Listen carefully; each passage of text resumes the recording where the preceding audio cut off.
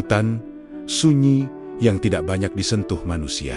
Berdiri sebuah padepokan tua yang menyimpan satu rahasia besar tentang perjalanan seorang hamba menuju Tuhannya. Malam itu, seorang lelaki muda datang dengan dada yang penuh kegelisahan. Ia membawa satu pertanyaan yang sering diperdebatkan orang, tetapi jarang benar-benar dipahami. Mana jalan yang paling benar di hadapan Allah, syariat, tarekat, hakikat, atau makrifat? Tidak tahu bahwa malam itu 4 sosok misterius sudah menunggunya. Seorang kiai yang tegas, santri pengembara yang penuh pencarian, guru sunyi yang memahami esensi, dan seorang mbah yang memancarkan kedamaian tak terjelaskan. Pertemuan itu akan membuka rahasia 4 jalan besar dalam agama, bukan sebagai pertentangan, tetapi sebagai perjalanan panjang menuju Allah. Sebuah perjalanan yang bisa mengubah seluruh hidupnya, dan mungkin juga hidup kita. Sebelumnya, bantu subscribe, like, dan tulis amin di kolom komentar. Semoga rezekinya dilapangkan dan hatimu ditenangkan. Amin. Malam turun perlahan di hutan itu, membawa hawa dingin yang menggigit kulit dan membuat napas terlihat seperti asap tipis. Di antara pepohonan besar yang menjulang tinggi, seorang lelaki muda berjalan menyusuri jalan setapak yang hampir tak terlihat. Daun-daun kering berderak halus di bawah kakinya. Langkahnya tampak ragu, namun tekad yang ia bawa membuatnya terus melangkah. Sejak lama ia gelisah mencari jawaban tentang ilmu mana yang paling benar di hadapan Allah.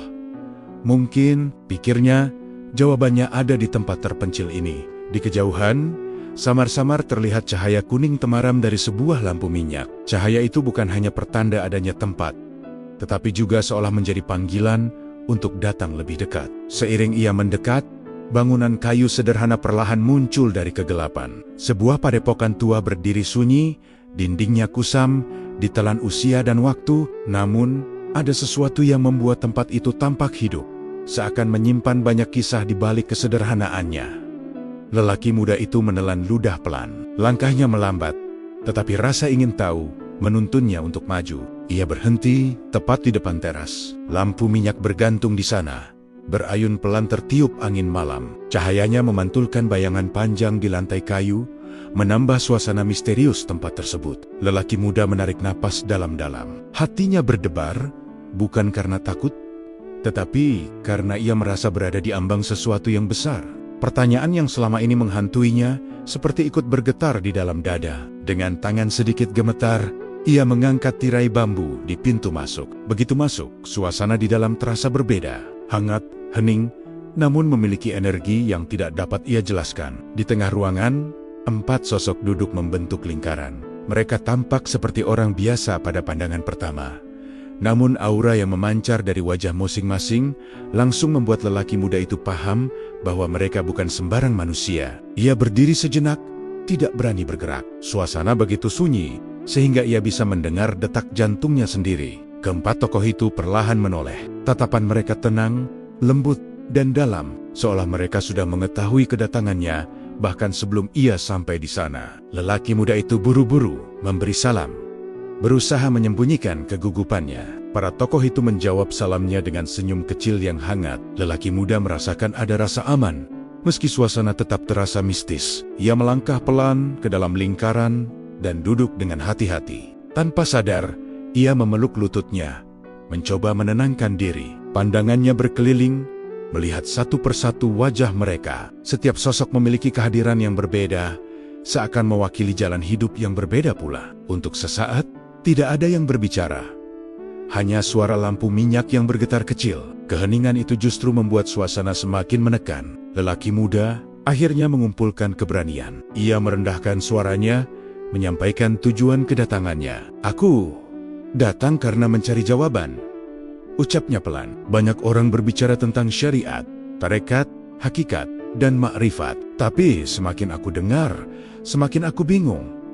Kata-katanya menggantung di udara. Keempat tokoh itu saling memandang, seolah menanyakan kesediaan satu sama lain untuk menjawab. Lelaki muda menunduk, merasa seluruh perjalanan hidupnya membawanya tepat ke momen ini. Ia tidak tahu apakah ia siap, tetapi ia tahu ia harus mendengar.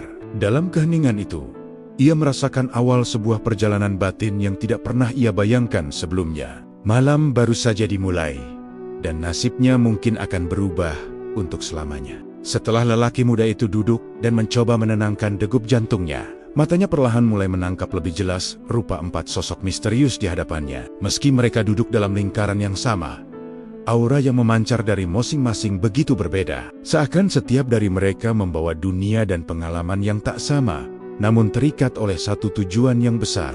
Lelaki muda itu merasakan kehadiran mereka seperti 4 cahaya yang menerangi sisi-sisi gelap dalam dirinya yang selama ini ia abaikan. Sosok pertama yang menarik perhatiannya adalah seorang kiai. Usianya tidak terlalu tua, tetapi wibawanya memancar kuat. Ia bersorban putih rapi, jubahnya bersih, dan tatapannya tegas. Ada ketetapan dalam sorot matanya, seperti seorang yang hidup dengan aturan yang jelas dan disiplin yang tidak bisa diganggu-gugat.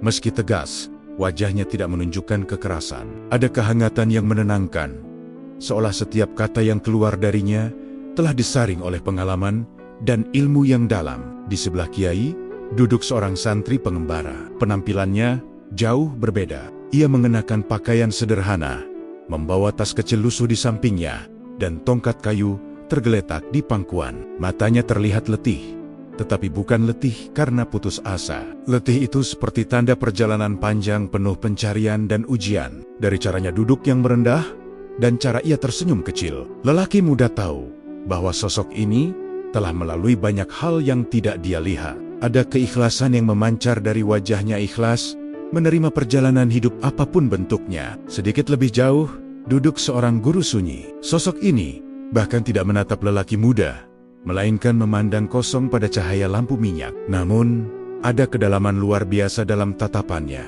Seakan ia sedang melihat sesuatu jauh di balik dunia fisik yang tampak. Sikapnya sangat sederhana, tetapi keheningannya justru membuat lelaki muda merasakan kehadiran yang kuat. Ia bukan tipe orang yang banyak bicara. Tampaknya, sosok inilah yang memahami inti dari perjalanan batin yang sulit dijelaskan dengan kata-kata. Lalu, di ujung lingkaran duduk seorang mbah tua. Rambutnya putih keperakan, wajahnya dipenuhi keriput, namun sorot matanya sangat lembut. Ia duduk bersila dengan tenang, seolah tidak ada sedikit pun beban dunia yang menempel padanya. Kehadirannya membawa rasa damai yang sulit dijelaskan. Lelaki muda merasa seperti berada di dekat seseorang yang telah berdamai dengan dirinya sendiri dan dengan hidup seluruhnya. Mbah tidak banyak bergerak, tetapi kehadirannya saja membuat ruangan terasa lebih hangat. 4 aura yang berbeda itu membuat lelaki muda tertegun. Ia tidak menyangka bahwa perbedaan mereka begitu terasa. Seakan alam semesta mempertemukannya dengan 4 jalan yang selama ini sering ia dengar: syariat, tarekat, hakikat, dan ma'rifat. Namun, ia tidak berani menyimpulkan apapun. Ia menunggu, mencoba memahami siapa mereka sebenarnya dan mengapa ia harus bertemu mereka pada malam ini. Keempat tokoh itu tampak saling memahami tanpa harus berbicara. Ada komunikasi halus yang mengalir di antara mereka, membuat lelaki muda merasa bahwa ia berada di tengah lingkaran para guru yang telah menempuh jalan panjang dan kini bersedia membimbingnya. Namun, mereka menunggu lelaki muda membuka diri. Lelaki muda menarik napas pelan. Ia menyadari bahwa inilah awal dari sesuatu yang besar. Dan meski hatinya bergetar, ia tahu ia datang ke tempat yang tepat. Perjalanan batinnya baru saja dimulai, dan 4 sosok itu akan menjadi cermin bagi 4 jalan yang selama ini membingungkannya. Namun, malam ini semuanya akan mulai terungkap. Setelah lelaki muda itu mengenali 4 sosok di hadapannya, ia merasakan keheningan yang menggantung seperti tirai tipis yang belum tersibak. 4 tokoh itu duduk tenang, seolah menunggu sesuatu. Menunggu keberanian dalam dadanya untuk muncul. Lelaki muda itu menunduk sejenak, mencoba menata hati yang sejak awal gelisah, membawa pertanyaan besar. Mungkin inilah saatnya ia mengucapkannya, meski ia sendiri takut pada jawabannya. Dengan napas yang sedikit bergetar, ia mengangkat wajah. "Aku datang karena satu hal," katanya pelan namun jelas. "Selama ini aku mendengar banyak orang berbicara tentang syariat, tarekat, hakikat, dan makrifat. Tetapi, semakin aku mendengar, semakin aku bingung." Kiai menatapnya dengan tajam, namun penuh kasih. Santri pengembara mencondongkan tubuhnya sedikit, menunjukkan bahwa ia benar-benar mendengarkan. Guru sunyi tidak bergerak, tetapi sorot matanya terasa menembus ke dalam hati. Sementara Mbah memberikan senyum kecil seperti menyemangati pemuda itu untuk melanjutkan. Lelaki muda menarik napas pendek sebelum mengucapkan kalimat yang telah membebaninya bertahun-tahun. Aku ingin tahu, mana yang paling benar di hadapan Allah. Kalimat itu langsung mengubah suasana padepokan. Udara malam terasa lebih berat. Lampu minyak yang tadi berayun lembut, kini tampak seperti ikut mendengarkan. Tidak ada yang langsung menjawab. Keempat tokoh itu saling berpandangan, seolah mereka sedang menilai apakah pemuda ini benar-benar siap menerima jawaban yang sesungguhnya. Keheningan itu bukan hening yang kosong. Ada sesuatu yang bergerak di antara mereka, sebuah penilaian terhadap kesiapan hati si pemuda. Lelaki muda merasa seluruh ilmu yang pernah ia dengar selama hidupnya seperti dipertanyakan ulang malam ini. Apakah ia benar-benar memahami atau hanya mengumpulkan potengan-potengan pengetahuan tanpa makna? Kiai akhirnya menghela napas pelan. Pertanyaanmu tidak kecil, ucapnya. Suaranya tegas, namun mengandung kehangatan yang tidak memojokkan. Banyak orang hidup seumur hidup tanpa pernah bertanya tentang jalan yang mereka tempuh. Tetapi kau datang ke sini mencari kebenaran. Itu langkah pertama. Santri pengembara kemudian menambahkan dengan suara rendah, pertanyaanmu bukan hanya pertanyaan tentang ilmu, tapi tentang perjalanan hidup seorang hamba. Kau akan menempuh jalan yang panjang jika ingin benar-benar memahami. Lelaki muda merasakan kedua kalimat itu seperti pukulan lembut yang menghantam dadanya. Ia menyadari bahwa pertanyaannya mungkin terlalu besar, tetapi ia tidak punya keberanian untuk mundur. Ia harus mengetahui jawabannya, meski jawabannya mungkin mengguncang seluruh keyakinannya. Guru sunyi yang sejak tadi diam, akhirnya mengangkat wajah. Kebenaran tidak dilihat dari sudut yang satu, katanya pelan. Syariat, tarekat, hakikat, dan ma'rifat bukanlah musuh satu sama lain. Mereka adalah bagian dari perjalanan yang utuh. Kata-katanya terasa seperti angin dingin yang menembus dada, mengingatkan bahwa perjalanan spiritual tidak bisa disederhanakan dalam satu kalimat. Mbah yang duduk paling tenang hanya tersenyum, tetapi kemudian berkata dengan suara yang hampir seperti bisikan. Apa yang kau cari bukan menentukan mana yang paling tinggi, tetapi mana yang paling benar untuk memulai. Lelaki muda itu terdiam. Jawaban yang ia dapatkan belum sepenuhnya jelas, tetapi ia merasakan awal sebuah pintu mulai terbuka. Ia menyadari bahwa pertanyaan besarnya belum terjawab, tetapi ia juga tahu bahwa ia kini berada di jalan yang benar untuk memahami semuanya. Dan malam itu, perjalanan batinnya benar-benar dimulai. Hening kembali merayap pelan di alas Mentaup setelah bayangan besar itu lenyap tanpa suara. Sunan Kalijaga masih berdiri kaku, mencoba memahami apa yang baru saja terjadi. Ia memejamkan mata sejenak, menarik napas panjang, memastikan pikirannya tetap jernih. Namun detak jantungnya masih terasa cepat. Ia tidak pernah menyaksikan kekuatan seperti itu seumur hidupnya. Meskipun ia sudah banyak berjumpa dengan peristiwa-peristiwa gaib selama tirakat dan dakwahnya. Saat matanya kembali terbuka, Kalijaga memusatkan perhatian pada sosok kecil yang duduk di hadapannya. Di antara cahaya lembut yang menyelimuti tubuh sosok itu, ada ketenangan luar biasa yang seakan mengalir ke seluruh hutan. Sosok itu masih tidak bergerak, tetapi kehadirannya menguasai ruang, seperti alam baru saja mengakui keberadaannya sebagai penguasa wilayah tersebut. Kalijaga merasakan rasa hormat yang semakin kuat di dalam dadanya. Ia melangkah setengah langkah ke depan, namun kembali berhenti karena tanah di bawah kakinya bergetar pelan, peringatan lembut yang sama seperti sebelumnya. Kalijaga menunduk, memahami bahwa tidak semua tempat boleh ia injak tanpa izin. Ia menata niatnya lagi, memastikan bahwa ia hadir bukan sebagai penantang, tetapi sebagai seorang murid yang mencari petunjuk. Suaranya keluar perlahan. Panjenengan, siapakah gerangan? Apakah panjenengan makhluk cahaya, penjaga hutan ini? Atau sesuatu yang lebih luhur? Sosok itu tidak menjawab, namun sesuatu di sekitar mereka berubah. Angin yang sebelumnya diam, kini bergerak pelan. Daun-daun yang membeku seperti patung mulai berdesir, tetapi bukan karena angin biasa. Desiran itu seperti mengalir mengikuti ritme napas sosok kecil itu, seolah seluruh hutan hidup kembali, mengikuti denyut cahaya yang datang dari makhluk tersebut. Lalu, tanpa peringatan, suara lirih terdengar. Bukan dari mulut sosok itu, bukan pula dari arah tertentu. Suara itu seperti muncul dari ruang yang mengelilingi mereka. Suaranya dalam, tua, dan penuh wibawa, namun sangat pelan, hampir seperti gumaman alam. Sunan Kalijaga terpaku. Suara itu tidak menggunakan bahasa manusia, tetapi hatinya langsung memahami maksudnya. Kowiteka Marga Wiswayai. Kalijaga terkejut. Suara itu seperti berbicara langsung ke dalam dadanya, bukan melalui telinga. Ia menelan ludah, menyadari makna kalimat itu. Ia datang ke hutan ini bukan hanya karena tirakat. Ia datang karena hatinya sudah siap untuk menerima sesuatu yang lebih besar dari pemahaman sebelumnya. Cahaya di sekitar sosok kecil itu mulai berputar perlahan, membentuk kabut tipis yang melingkar seperti tirai. Kabut itu kemudian membuka diri, memperlihatkan kembali bayangan raksasa yang tadi sempat muncul. Namun kali ini bayangannya lebih jelas, tinggi, luas, dan memancarkan tekanan yang membuat dada Kalijaga terasa berat. Namun sebelum ketakutan sempat berkembang, sosok kecil itu mengangkat tangannya sekali lagi. Dengan gerakan yang amat lembut, cahaya mengalir keluar dari telapak tangannya menuju bayangan itu. Cahaya tersebut tidak terang,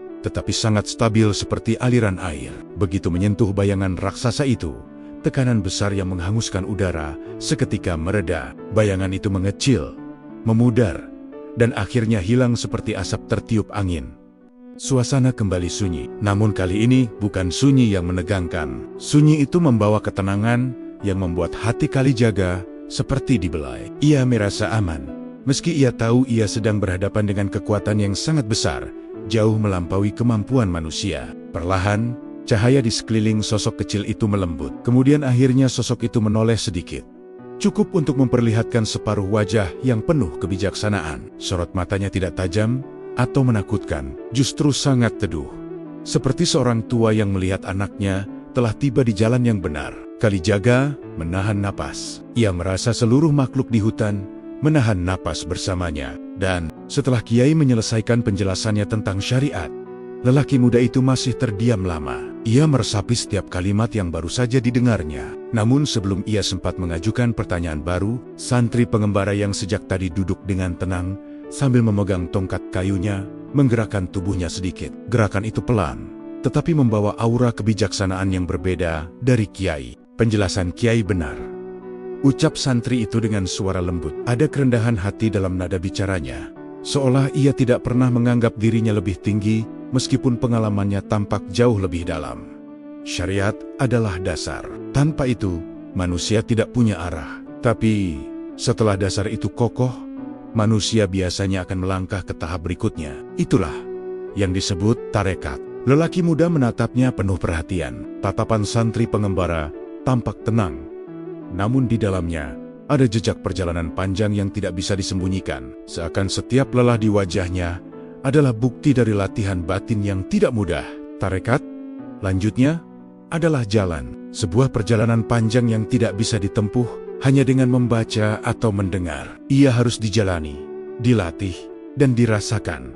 Santri itu menggenggam tongkatnya lebih erat, seolah benda itu telah menjadi saksi bisu dari ribuan langkah yang pernah ia jalani.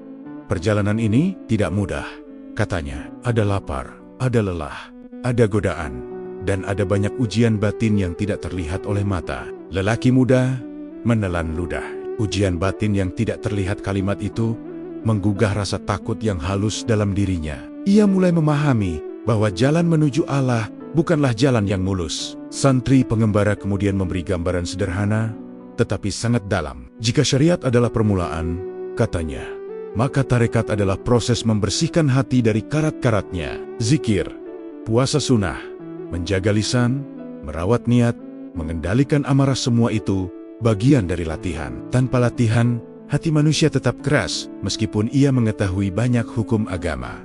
Lelaki muda mengangguk perlahan. Ia sering melihat orang yang banyak tahu, namun sulit lembut hatinya. Kini, ia mulai memahami alasannya. Ia lalu bertanya pelan, apakah semua orang harus menempuh tarekat? Santri pengembara tersenyum kecil. Tidak semua diwajibkan, jawabnya, tapi setiap orang yang ingin merasakan manisnya iman, pasti akan melewati sebagian dari latihan ini, entah ia sadar atau tidak. Karena tarekat bukan tentang kelompok atau nama. Tarekat adalah kesungguhan seorang hamba dalam memperbaiki diri.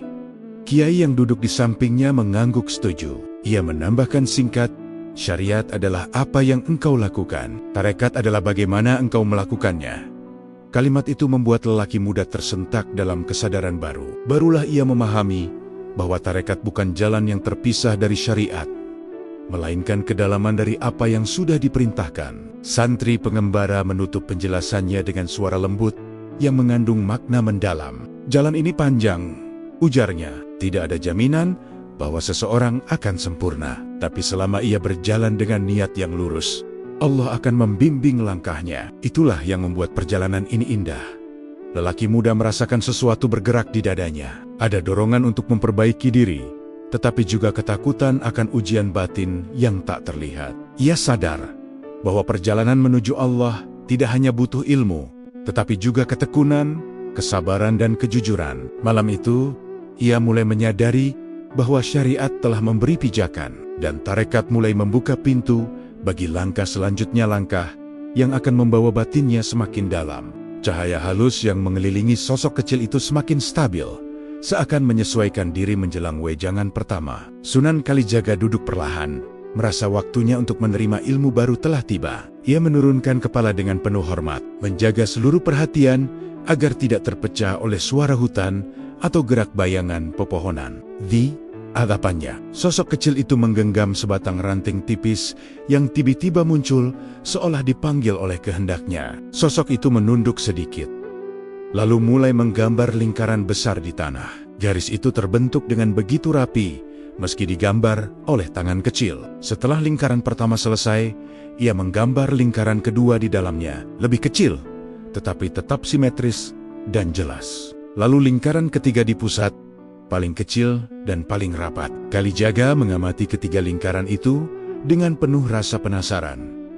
Ia merasa pola itu bukan sekadar gambar. Ada makna dalam yang sedang dipersiapkan untuknya. Tiba-tiba suara itu muncul lagi, suara yang tidak berasal dari mulut, tetapi dari kedalaman hatinya sendiri. Agaman duweni telung lapisan. Kalijaga menarik napas pelan. Ia sudah sering mendengar konsep ini dari guru-guru sebelumnya, tetapi tidak pernah dengan cara sejelas dan setenang ini. Sosok kecil itu menunjuk pada lingkaran paling luar. Iki syariat, syariat, lanjut suara itu, adalah pagar. Pagar yang menjaga manusia tetap berada di jalan benar. Syariat adalah hukum, aturan, tata ibadah lahir, dan batas-batas yang mengatur perilaku. Tanpa syariat, manusia akan tersesat oleh hawa nafsunya sendiri.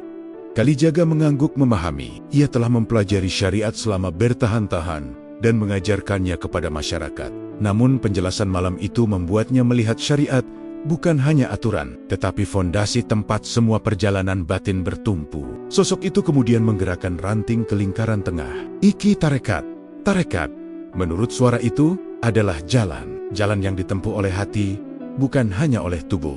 Di tahap ini manusia belajar mengenali diri, memahami niat, membersihkan hati dari sifat buruk, dan menata kembali tujuan ibadahnya. Tarekat adalah saat seseorang mulai memandang ibadah bukan hanya sebagai kewajiban, tetapi sebagai kebutuhan jiwa. Kalijaga merasakan kata-kata itu menyentuh sisi terdalam dirinya. Ia sadar selama ini ia lebih banyak berjalan di dunia syariat, tetapi belum sepenuhnya memasuki tarekat. Lalu sosok itu menunjuk lingkaran terkecil yang berada tepat di tengah.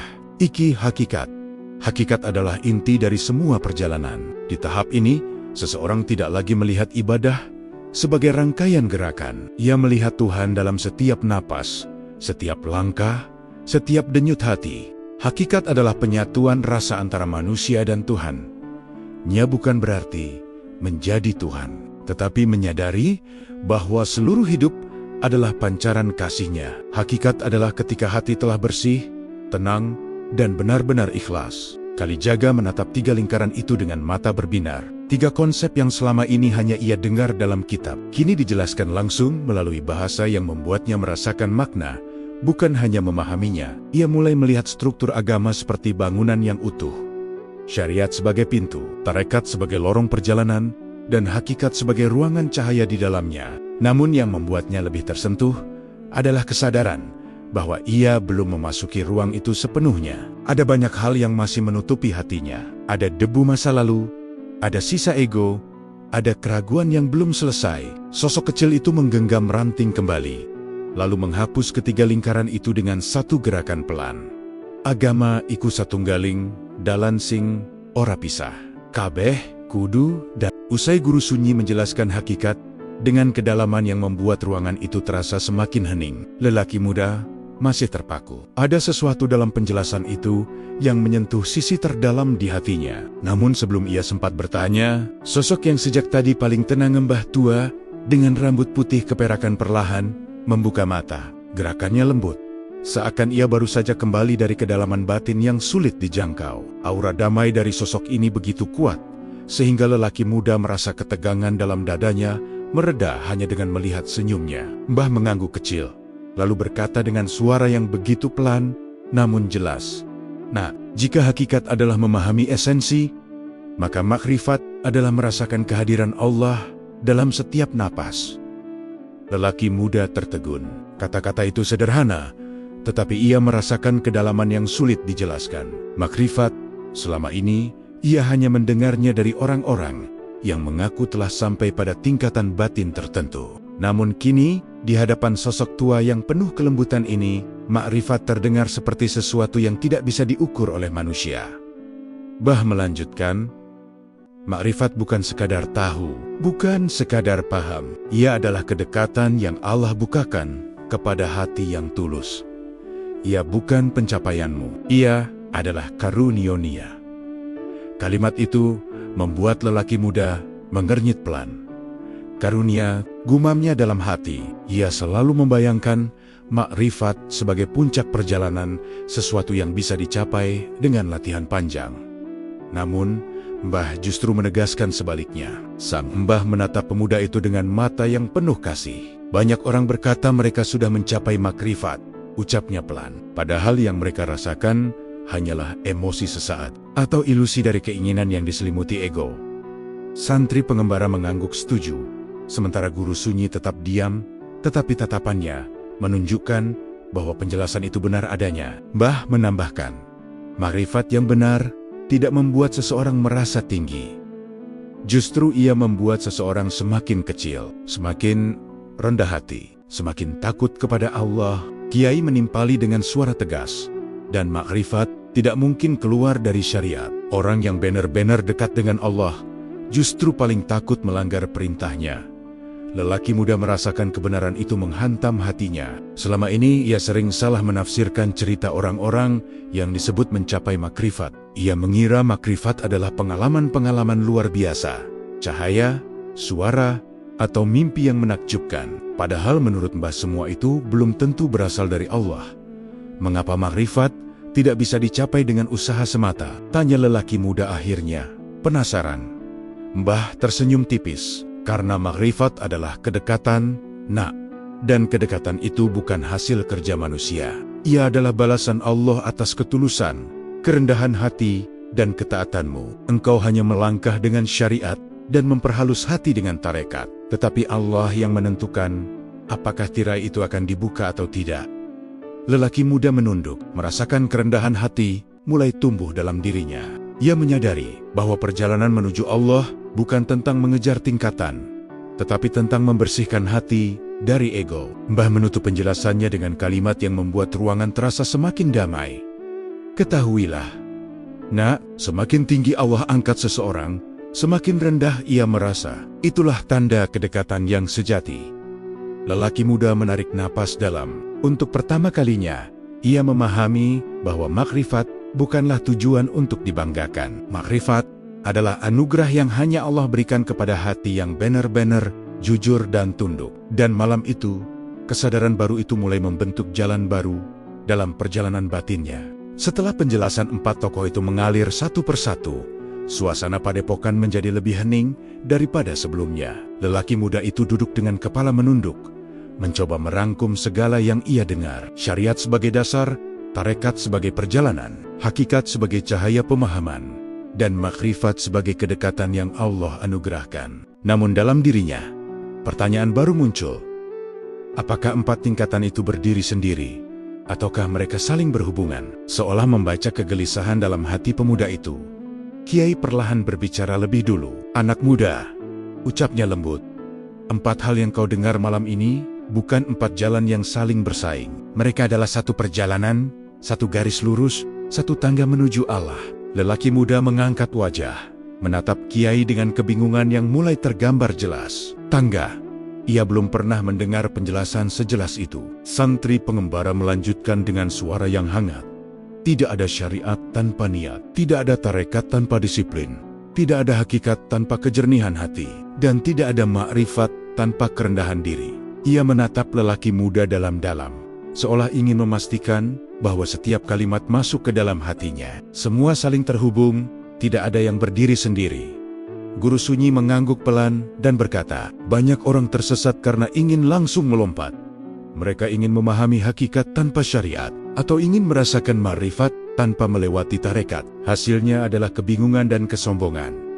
Suaranya pelan, namun mengandung kekuatan yang menembus ketenangan malam. Mbah tersenyum lembut, kemudian menambahkan dengan penuh kebijaksanaan, nah, perjalanan menuju Allah tidak pernah dimulai dari atas. Tidak ada puncak tanpa dasar. 4 tingkatan ini seperti tangan kanan dan kiri, seperti mata dan telinga tidak bisa dipisahkan. Kau harus menapakinya satu demi satu.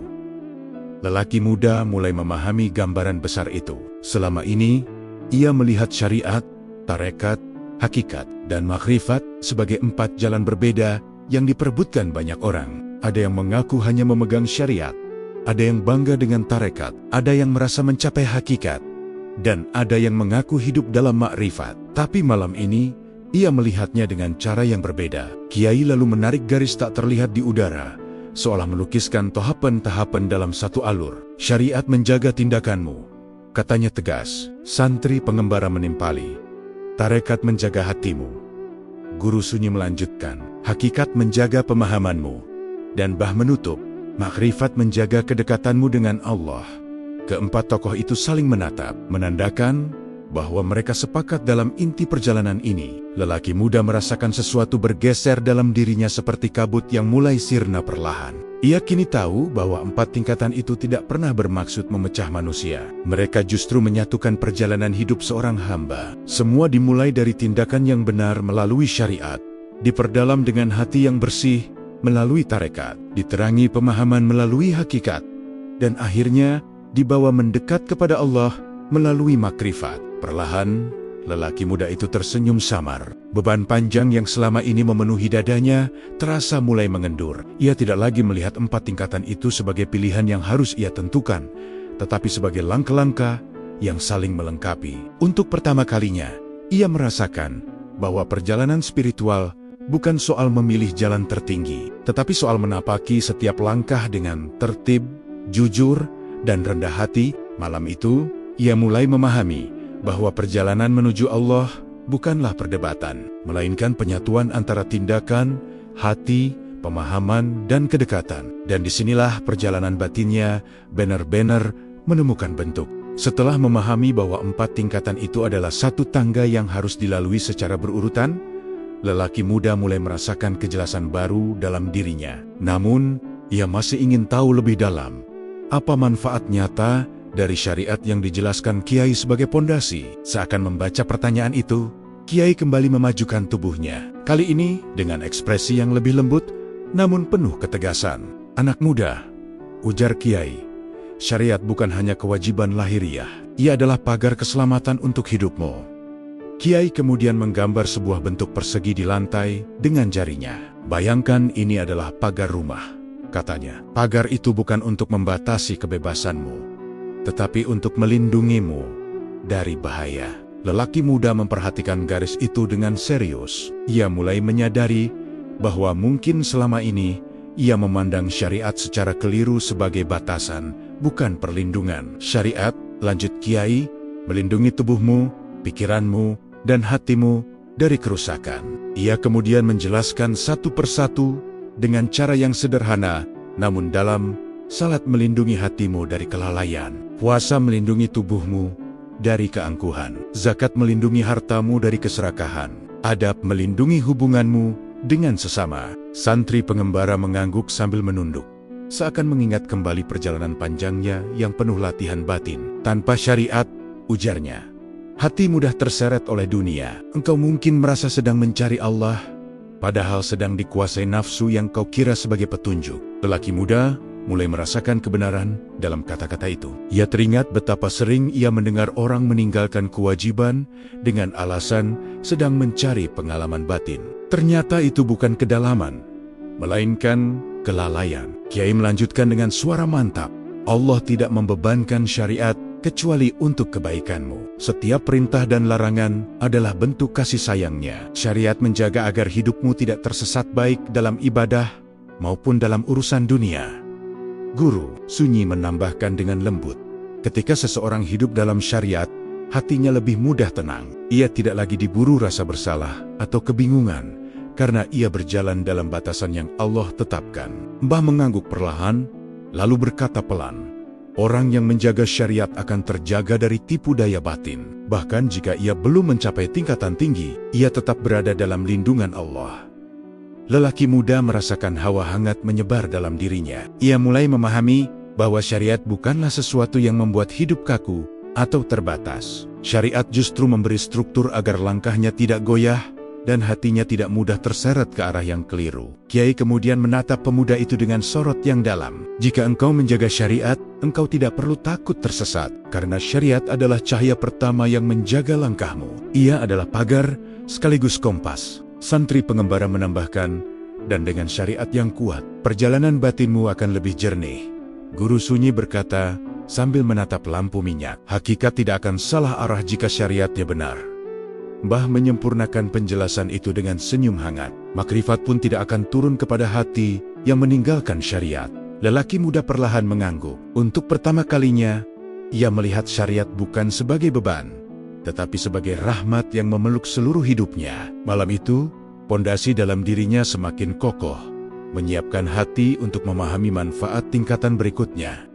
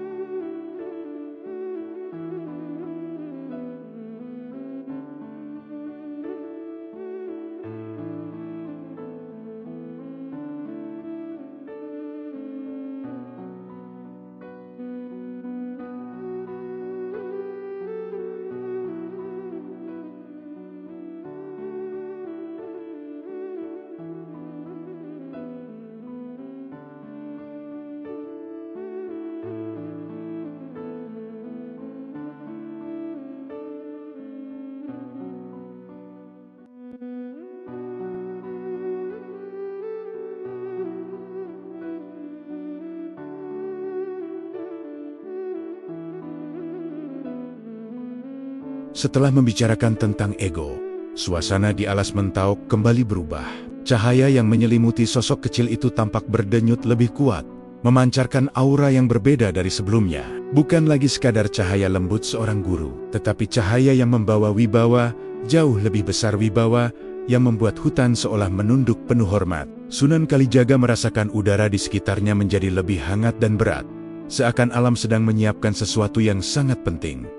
Sosok kecil itu perlahan berdiri, gerakannya pelan dan tenang, namun setiap gerakan membawa getaran halus yang menjalar hingga ke tanah. Kalijaga langsung menegakkan tubuhnya, mengetahui bahwa momen ini bukan momen biasa. Cahaya di tubuh sosok itu semakin terang, meski tidak menyilaukan. Justru terlihat seperti cahaya yang berasal dari tempat yang sangat jauh, tempat yang tidak bisa dijangkau oleh mata manusia. Kemudian sosok itu menatap langit sejenak sebelum memalingkan wajahnya kepada Kalijaga. Tatapannya berubah lebih dalam, lebih tua, lebih menggetarkan jiwa. Suara lembut itu kembali mengalir. Kali ini lebih kuat, seakan tidak hanya berbicara pada Kalijaga, tetapi juga pada seluruh hutan. Kowe wis dok paringi pituduh, saiki wayahe, kowe ngerti, sapa sing ana ing ngarepmu. Kalijaga menahan napas. Kata-kata itu terasa seperti hentakan di dadanya. Sejak awal, ia sudah merasa bahwa sosok ini bukan makhluk biasa, bukan jin sembarangan, bukan pula wali yang datang dari dunia manusia. Namun ia tidak berani menebak, ia hanya menunggu dengan hati yang penuh kerendahan.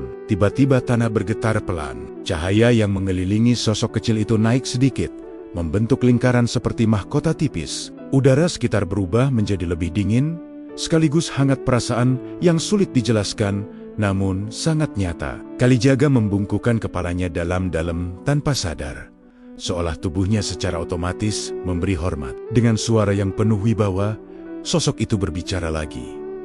Aku sing ngancani para satria, aku sing lindungi tanah iki, aku sing nuntun wong-wong sing kudu melaku ing dalan pepadang. Kalijaga tertegun. Ia mulai menyusun potanggan petunjuk dalam pikirannya. Sosok kecil, berperut buncit, bercahaya lembut, penuh wibawa, dipandang sebagai penjaga tanah Jawa dan menjadi penuntun para satria. Hatinya berdebar kencang. Ia menelan ludah, menunggu pengakuan terakhir. Sosok itu kemudian menunduk sedikit, memberi penghormatan kecil bukan kepada Kalijaga, tetapi sebagai tanda bahwa ia akan mengungkapkan sesuatu yang sangat besar. Aku, Semar! Kata itu menghantam dada Kalijaga seperti kilat. Ia langsung bersujud tanpa mampu menahan diri. Air matanya mengalir deras. Nama itu bukan sekadar nama. Semar adalah pamomong para raja, sosok agung dari alam gaib yang menjaga keseimbangan Jawa, makhluk luhur yang menyamar dalam rupa sederhana untuk menyertai manusia. Ia bukan wayang semata, bukan tokoh dongeng seperti anggapan sebagian orang. Ia adalah wuhud, kebijaksanaan yang telah ada jauh sebelum banyak kerajaan berdiri. Punten, Rama, ucap Kalijaga dengan suara yang bergetar. Panjenengan terlalu mulia untuk hamba pandang langsung. Semar tersenyum, senyum yang penuh kasih dan kehangatan. Kowe ora salah tak pilih, katanya pelan. Amarga atimu wis siap nampa bebener sing luwih jero. Kalijaga merasakan lututnya lemas. Ia tidak pernah membayangkan akan bertemu Semar, apalagi menerima petunjuk langsung darinya. Semua ajaran yang ia terima sejak awal malam itu kini tampak jauh lebih jelas. Ia sedang dibimbing oleh pamomong agung yang telah menjaga tanah Jawa selama berabad-abad. Semar duduk kembali, menatap Kalijaga dengan lembut. Ana telung lapisan ing agama sing wis dak bukat, nanging perjalananmu durung rampung. Kalijaga. Setelah mengungkap jati dirinya, Semar kembali duduk dengan tenang, seolah cahaya besar yang meliputinya barusan hanyalah embusan napas biasa baginya. Sunan Kalijaga masih bersujud, berusaha menyeimbangkan napas yang sejak tadi terasa bergetar. Ia belum sepenuhnya pulih dari keterkejutan bahwa makhluk di hadapannya adalah Semar Pamomong Agung yang keberadaannya melampaui batas dunia manusia. Namun kini, ia merasakan ketenangan aneh yang mengisi dadanya, seperti kabut yang perlahan berubah menjadi cahaya. Jupuken awakmu, Kalijaga, ujar Semar lembut. Kalijaga mengangkat kepala, menatap sosok itu dengan mata yang masih basah. Ia duduk kembali dengan sikap sopan, memusatkan seluruh perhatiannya. Semar mengambil segenggam pasir dari tanah. membiarkannya mengalir melalui celah jarinya hingga membentuk garis tipis di hadapan mereka. Setiap butir pasir terlihat memantulkan cahaya lembut dari tubuhnya. "Saiki wayahe, kowe ngerti inti saking kabeh laku," kata Semar. Suaranya bergema ringan, seperti suara air di kedalaman gua. Kalijaga menahan napas. Ia tahu, wejangan yang akan datang adalah inti dari seluruh perjalanan spiritual malam itu. Semar menunjuk garis pasir itu, lalu menatap Kalijaga dalam-dalam. "Agama sejati, iku manunggaling telung perkara. Amal, ilmu, lan ati kate kota itu sederhana, tetapi terasa seperti membuka pintu besar di dalam diri Kalijaga." Semar lalu menjelaskan dengan tenang. "Amal tanpa ilmu bakal salah. Ilmu tanpa amal bakal kosong.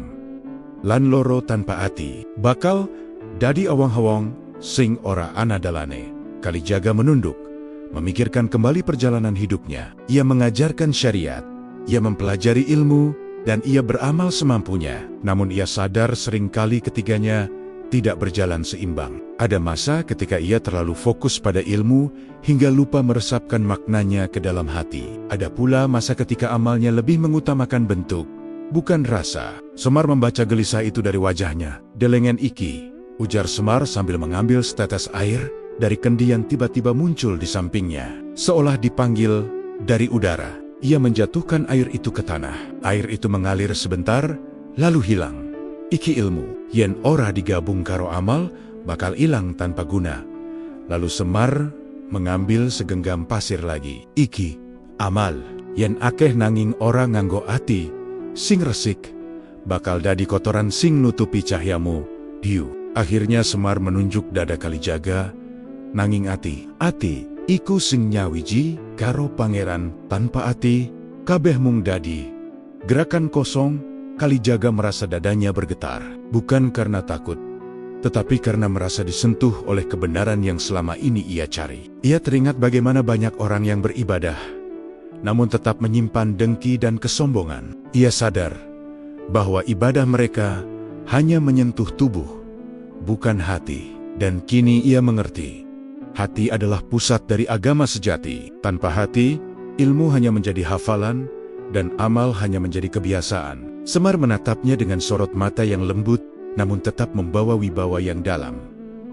"Agama ora ana ing lambe, ora ana ing sandangan, ora ana ing pameran. Agama ana ing ati, sing eling, lan ora gumunggung." Kata-kata itu menembus ke relung jiwa Kalijaga. Ia menutup mata sejenak, membiarkan setiap kalimat mengisi ruang kosong yang selama ini tidak pernah tersentuh. Semar kemudian menambahkan, "Kowe ora bakal nemokake Gusti ing cahya sing padhang. Kowe bakal nemokake Gusti ing ketenangan atimu diu." Hening. Setelah memahami inti dari agama sejati, Sunan Kalijaga merasa dadanya jauh lebih ringan daripada sebelumnya. Namun di balik ketenangan itu, ia juga merasa ada sesuatu yang menunggu sebuah amanat. Sebuah tugas besar yang akan menentukan arah hidupnya setelah malam itu. Semar duduk dengan tenang, tetapi sorot matanya berubah menjadi lebih serius. Cahaya yang memancar dari tubuhnya tampak melandai, lembut tetapi penuh wibawa, seperti guru besar yang hendak memberikan perintah terakhir kepada murid yang siap melangkah. "Kowe saiki wis ngerti dasar agama sejati," ujar Semar perlahan. Suaranya tidak lagi bergema seperti sebelumnya, tetapi tetap menyentuh ruang batin Kalijaga. "Nanging ilmu iki ora kanggo kowe diu." Kalijaga menegakkan tubuhnya, napasnya tertahan. Ia menunggu kelanjutan kalimat itu dengan penuh waspada. Semar memandang ke arah pepohonan, seolah melihat jauh melampaui batas hutan. "Wong Jawa, iku, alus, atine. Nanging akeh sing durung ngerti dalan sing bener."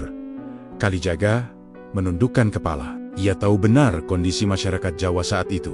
Banyak yang masih memegang tradisi lama, banyak yang masih takut pada perubahan, dan banyak pula yang menjalankan ibadah tanpa memahami maknanya. Dakwah bukan hanya soal menyampaikan hukum, tapi juga menjembatani hati manusia yang penuh rasa. Ia sadar bahwa tugas itu jauh lebih berat dibanding apa yang ia lakukan sebelumnya. Semar kembali menatapnya. "Tugasmu yaiku ngelingat nanging ora nyerang, nuntun nanging ora maksa, nglurusake nanging orang rusak." Kata-kata itu membuat Kalijaga terdiam lama. Ia merasakan setiap kalimat masuk ke dalam dirinya, seperti ukiran yang dibuat dengan sangat hati-hati. Ia tahu, dakwah yang keras bisa membuat orang menjauh. Dakwah yang kasar bisa membuat orang lari. Tetapi dakwah yang lembut, yang memakai bahasa rasa, bisa masuk ke hati tanpa menimbulkan luka. Semar melanjutkan, "Kowe wis ngerti, yen agama ora mung aturan, nanging rasa, ora mung gerakan, nanging makna." Kalijaga mengangguk dengan sungguh-sungguh. Selama ini ia telah berusaha berdakwah dengan cara yang membumi. Tetapi seringkali ia masih ragu, apakah pendekatannya sudah tepat. Kini, Semar menegaskan bahwa jalan itu benar jalan dakwah yang mengajak, bukan memaksa. Jalan yang menghidupkan, bukan menakut-nakuti. Semar lalu mengangkat tangannya, mengusap udara yang tiba-tiba berubah menjadi lebih hangat. Sehelai cahaya melayang pelan dari telapak tangannya, turun seperti embun, dan menyentuh pundak Kalijaga. "Iki tanda," kata Semar, "yen kowe wis dak paringi amanat kanggo benerake ati wong Jawa." Kalijaga merasakan kehangatan itu menyebar ke seluruh tubuhnya. Apakah itu sebuah simbol, ataukah itu bentuk dari restu Semar? Ia tidak tahu. Yang jelas, ia merasakan kekuatan baru mengalir dalam dirinya, kekuatan yang membuat hatinya tenang, tetapi juga penuh tanggung jawab. "Wong Jawa ora bisa dipaksa ninggalake budaya," lanjut Semar, "nanging bisa dituntun supaya ngerti makna sejati saka ibadah." Kalijaga menyerap kalimat itu dalam-dalam. Ia sadar bahwa dakwah harus dibalut budaya, harus disampaikan dengan cara yang mudah diterima, tanpa menghakimi tradisi yang telah hidup jauh sebelum ia lahir. "Aku ngancani kowe nganti titik iki," ujar Semar lembut. "Sabang hude, dalanmu diusing kudu mlaku." Kalijaga mengangguk perlahan. Ia merasakan amanat itu bukan sebagai beban, melainkan panggilan yang selama ini ia cari. Ia datang ke hutan dengan kegelisahan, tetapi kini ia keluar membawa misi yang lebih jernih, menuntun hati masyarakat Jawa menuju. Setelah memberikan amanat besar untuk tanah Jawa, Semar memandang Kalijaga dengan sorot mata yang lebih lembut daripada sebelumnya. Namun kelembutan itu tidak mengurangi wibawa yang memancar dari dirinya. Sebaliknya, aura itu justru membuat suasana menjadi lebih khusyuk, seakan alam ikut menundukkan kepala, menanti wejangan berikutnya. Kalijaga duduk dengan punggung tegak, dada terbuka, dan hati yang sepenuhnya siap menerima ajaran lanjutan. Ia tahu apa yang akan datang adalah bekal yang akan menentukan kualitas dakwahnya seumur hidup. Semar mengangkat tangan dan menggambar sebuah garis tipis di udara. Ajaibnya, garis itu berubah menjadi cahaya lembut yang melayang pelan. Cahaya itu kemudian membentuk 4 simbol kecil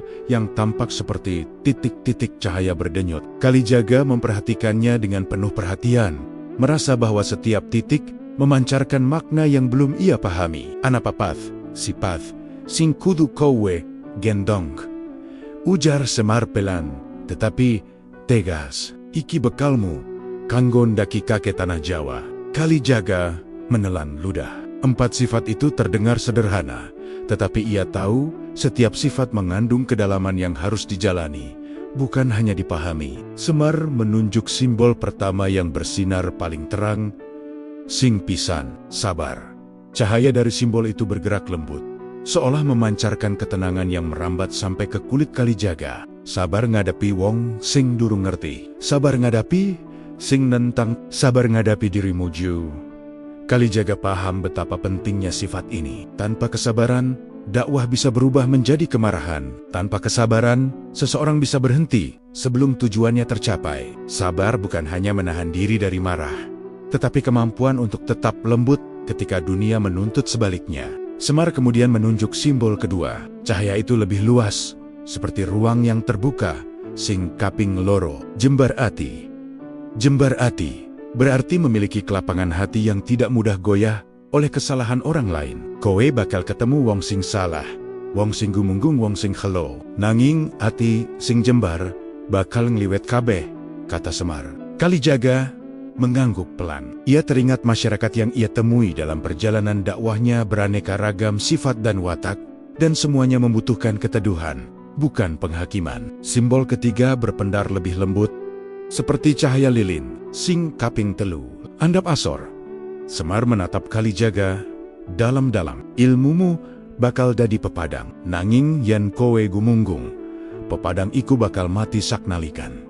Kalimat itu menusuk hati Kalijaga. Ia sadar betapa halusnya kesombongan merayap ke dalam diri seseorang yang merasa dirinya telah mengerti atau telah banyak mengajar. Andap asor adalah fondasi agar ilmu tetap hidup dan memberi manfaat, bukan menjadi beban yang merusak diri. Lalu Semar menunjuk simbol keempat. Cahaya itu paling tajam, tetapi paling jernih, sing kaping papat. Jujur. Jujur marang Gusti, jujur marang sesama, jujur marang awakmu diu. Kalijaga menunduk lama. Ia sadar bahwa kejujuran bukan hanya tentang berkata benar, tetapi juga tentang tidak membohongi niat, tidak memalsukan amal, dan tidak menutupi kekurangan diri. Kejujuran adalah cermin yang membersihkan hati. 4 simbol itu kemudian memudar perlahan, meluruh seperti embun yang kembali ke tanah. Namun setelah 4 sifat utama itu meresap dalam hati Kalijaga, suasana di alas mentok berubah menjadi lebih hening dari sebelumnya. Bukan hening yang menakutkan, melainkan hening yang lembut seperti pelukan malam. Cahaya di tubuh Semar perlahan mereda, bukan menghilang, tetapi berubah menjadi lebih hangat, seperti rembulan yang mendampingi langkah seorang musafir. Kalijaga merasakan ada sesuatu yang berbeda. Ia merasakan bahwa wejangan malam itu hampir mencapai ujungnya. Semar menatapnya lama, seolah membaca seluruh perjalanan yang pernah Kalijaga lalui. Kalijaga, panggilnya pelan. Suara itu menggetarkan dada Kalijaga, membuatnya mengangkat wajah dengan penuh hormat. Kowe saiki wis dadi wong sing luwih padang batine. Kalijaga menunduk, merendahkan diri. Ia merasa dirinya bukan siapa-siapa di hadapan Semar, tetapi justru perasaan itu membuat hatinya semakin lapang. Semar melanjutkan, ilmu sing dak wejangi marang kowe ora mengkanggo mujudake dirimu, nanging kanggo nyelarake tanah Jawa iki. Kata-kata itu membuat Kalijaga terdiam. Ia mengerti bahwa dakwah ke depan bukan akan menjadi perjalanan yang ringan. Ia akan berhadapan dengan raja, rakyat, orang miskin, orang yang keras kepala, orang yang takut perubahan, dan orang yang gelap hatinya. Namun, ia tidak merasa gentar, karena malam itu ia telah diberi cahaya yang tidak bisa padam. Semar berdiri perlahan. Gerakannya begitu pelan, tetapi memiliki kekuatan yang membuat udara sekeliling ikut bergetar halus. Cahaya di tubuhnya kembali meningkat, membentuk aura yang tampak seperti kabut emas. Kalijaga segera ikut berdiri, meski lututnya masih terasa lemas oleh beban makna yang ia terima. Kowe tak paringi wejangan pungkasan, kata Semar. Kalijaga menahan napas. Ia tahu kata-kata terakhir dari sosok seperti Semar bukanlah pesan kecil, tetapi fondasi yang akan menentukan langkahnya selanjutnya. Semar menatapnya dengan sorot mata yang penuh kasih namun tegas. Elinga iki, aja nganti amalmu luwih gede tinimbang atimu. Kalijaga mengangguk perlahan. Aja nganti ilmumu luwih dhuwur tinimbang andap asormu. Kalijaga menunduk lebih dalam, meresapi setiap kata yang terasa seperti ukiran dalam hatinya. Lan aja nganti dakwahmu luwih rame tinimbang keikhlasanmu. Kata-kata itu menghantam lembut, namun menancap sangat dalam. Kalijaga tahu benar betapa banyak orang tersesat karena amal dijadikan kebanggaan, ilmu dijadikan senjata, dan dakwah dijadikan panggung. Wejangan Semar adalah peringatan agar ia tidak jatuh ke dalam perangkap yang sama. Tiba-tiba cahaya di sekitar Semar mulai naik seperti asap yang menuju langit. Tubuhnya perlahan memudar, tidak hilang begitu saja, tetapi melebur menjadi partikel-partikel cahaya kecil yang berkilauan. Kalijaga terkejut dan refleks ingin meraih tangan Semar. Rama, kula durung siap pisah, ucapnya dengan suara bergetar. Semar tersenyum lembut. Kabeh wejangan ora perlu diucap kemane, sing penting kowe lakoni. Lan kowe ora dewekan. Guru sejati ana, ing enjero, ati mudiah. Cahaya itu semakin memudar. Namun sebelum banner-banner lenyap, Semar memberi satu sentuhan terakhir di pundak Kalijaga, sentuhan yang tidak terasa seperti sentuhan fisik, tetapi seperti keberanian yang menyelimuti seluruh tubuhnya. Dalam sekejap, Semar lenyap sepenuhnya. Cahaya yang tadi memenuhi hutan berubah menjadi serpihan kecil yang melayang ke angkasa, lalu hilang dengan tenang. Hening turun lagi. Namun hening itu kini membawa ketenteraman. Sunan Kalijaga berdiri sendiri, di tengah alas Mentaok, tetapi ia tidak merasa sendiri. Ia membawa amanat, membawa wejangan, dan membawa cahaya baru dalam hatinya. Malam itu, ia tahu satu hal. Perjalanan dakwahnya baru saja dimulai.